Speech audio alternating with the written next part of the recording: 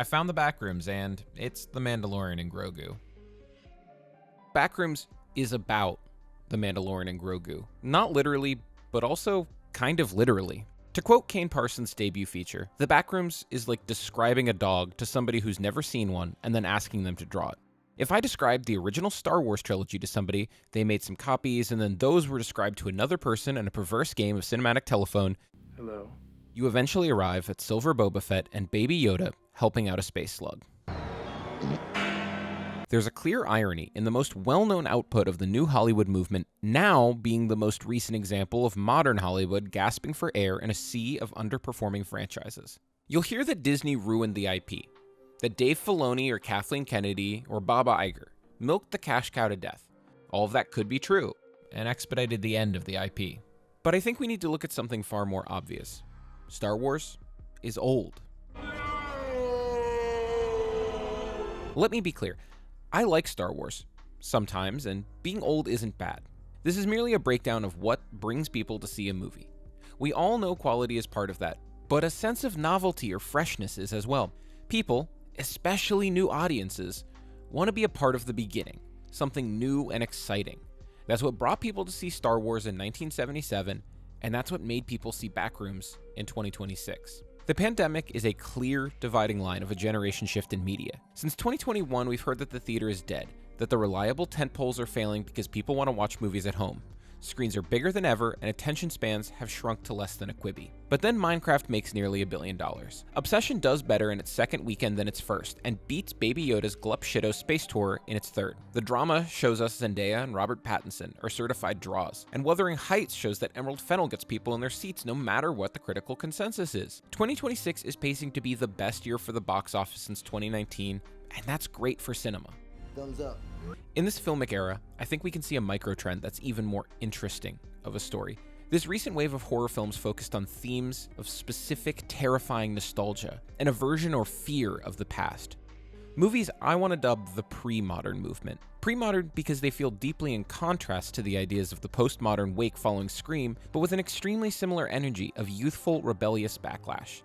If we go back to the 90s, we can see some of the same trends. 1991 hit, and we saw the lowest box office draw of the summer since 1978. The mid-90s were chock full of big-budget flops, and people blamed the accessibility of the VCR and cable for killing movie theaters. People don't want to go out. They just wait to stream, rent, and watch the same movies at home. Quoting Chuck Klosterman's essay, the movie was about a movie. Prior to the rental boom, the majority of film history was difficult to access.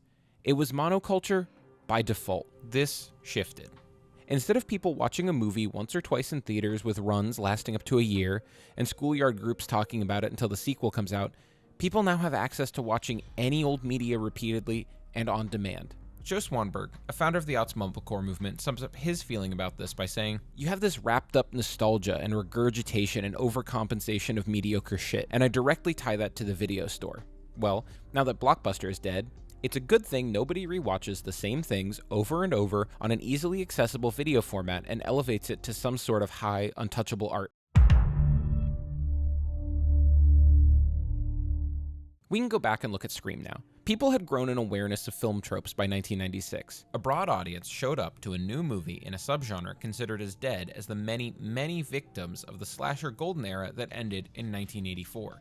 When Halloween debuted in 1978, it's a young filmmaker trying to break in and make something interesting. Sure, there had been similar movies before, but it would be disingenuous to pretend that Halloween is somehow lesser because Texas Chainsaw Massacre and Psycho exist. Halloween is a fresh take on new cultural fears, and the film goes on to hold the title for highest grossing independent film for the following 12 years, only later losing the title to another fresh IP aimed at younger audiences coming out of an artistic boom period in its own medium. By 1996, the Michaels, the Freddys, and the Jasons were worn out, and most slashers were direct-to-TV productions.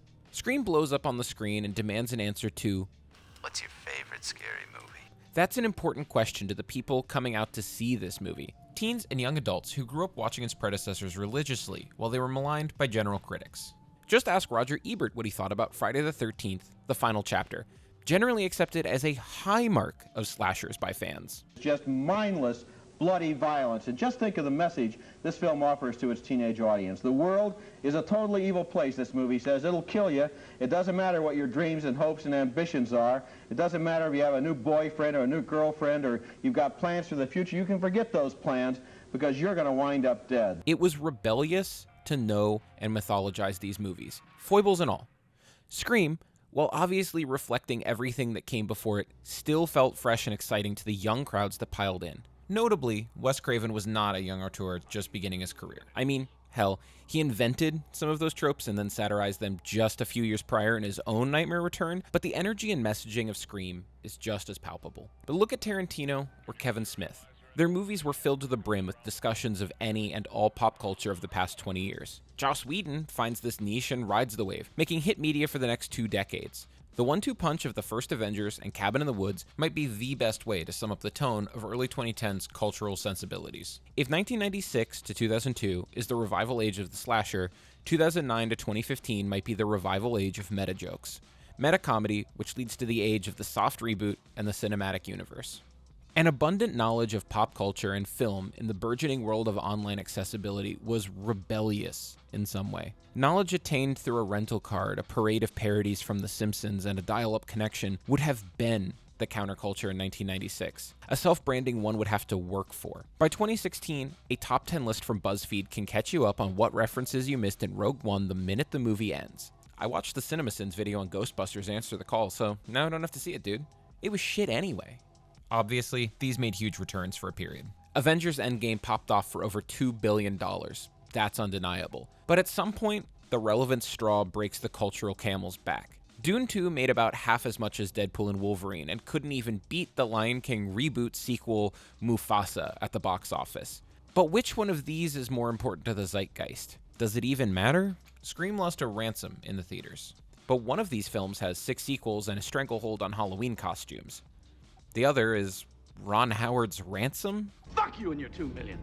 Don't you understand English, you useless piece of shit? In 2024, I saw the TV Glow debuted and quickly left theaters. But for a younger, more online crowd, this movie became a common reference point. To say you saw the TV Glow is to mean the moment you see yourself. It goes without saying that this idea and movie have a specific relevance to the trans community, but there is a broader theme at play as well. The titular idea involves watching an old show on TV, one that Owen, the main character, was obsessed with in their youth, one that now looks dated and cheap. It's how Owen realized they wasted their youth, how they repressed themselves, tamping it down to ignore who they really were. They don't know if they like boys or girls, but they knew they liked TV shows. Jane Schoenbrun's masterwork is a piece of anti-nostalgia for the media-diseased mind. It'll make you feel sick to your stomach, not based on anything you're literally seeing, but the anxiety of reliving the darkest and sometimes least important moments of childhood you've long repressed. Skinamarink comes out in 2022, leaks online, and creates an impossible word of mouth the movie could never match for the general public. It's another movie that focuses on nostalgia for the shadowed memories of the past being more sinister than you remember. Nostalgia for the first-time feature director Ball is clearly not seeing Raiders of the Lost Ark in 1980. It's the moments of dream logic that haunt you when you see a weird shadow out of the corner of your eye that looks like a plastic toy telephone you had when you were 4, or the timbre of a voice you remember speaking to. The when, illusory. The why, lost to time.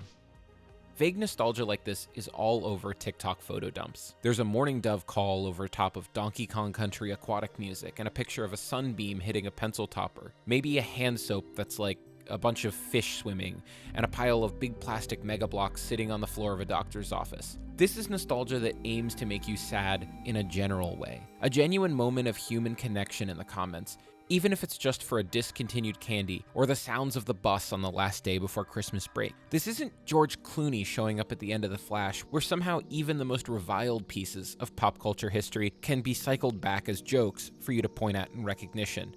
No, these are meaningless brain lingerings, given a new form. Younger people can't absorb all 50 years of recycled pop culture. It simply isn't tenable.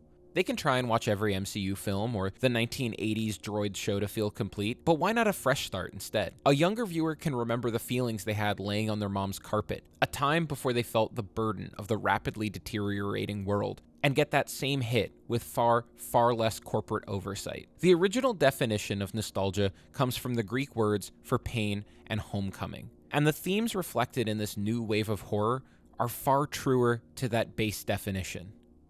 Now to return to the Backrooms and Grogu.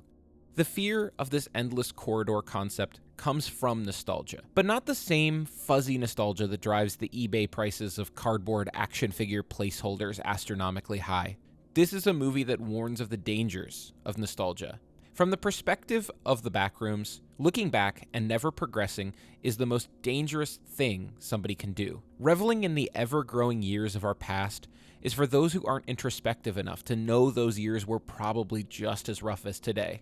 For people who don't want to take accountability for their actions and experience growth, it's the simple banality of the idea that rose-tinted glasses make everything look warmer. Looking back was new and fresh for a culture that suddenly had unlimited access to a shallower pool of pop culture 30 years ago. A generation that can use YouTube to sum up 60 years of Spider-Man in 15-minute increments may not care. The copy of the copy of the copy of the description of the Green Jedi Muppet can't be the old reliable forever. And a new wave of young horror creators is afraid it might be. Will these early successes lead to copycats? Probably. But once that sheen wears off, maybe a new group of artists will come along and make something new and fresh, taking ideas from old silent movies or getting really into mimicking the digital look of vulgaritourism. What will be your favorite scary movie? I might get it, or I might not, and that's fine.